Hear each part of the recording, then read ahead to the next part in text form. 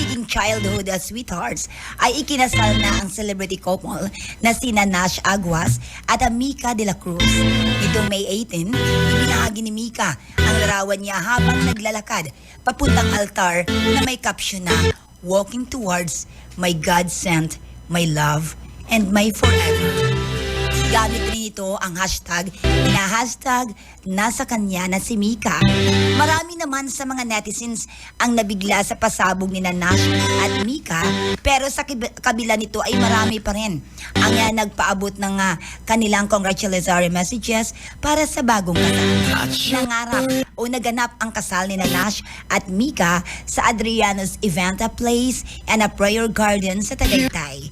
Matatanda ang naging magkarelasyon ang dalawa noong October 2018. Ngunit naging magkatrabaho sila sa kids show na Buwing Bulilit at iba pang mga palabas noong sila pa'y mga maliliit pa.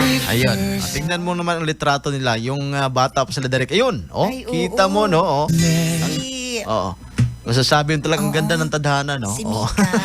Oo. Ang ganda ng kanilang Ay, love nako. story. Oo. Oo, Going Talagang may Bulilit. picture pa sa bata pa sila. Iba din yun si si Sherlyn Gonzalez, kabats yan sila.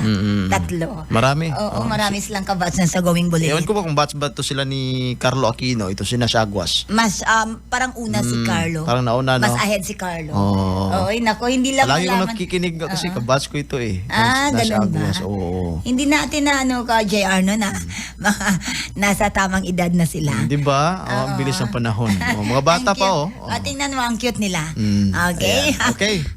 Cute Congratulations. Din cute din sila. Cute din tayo kay JR. Okay. Mas cute na.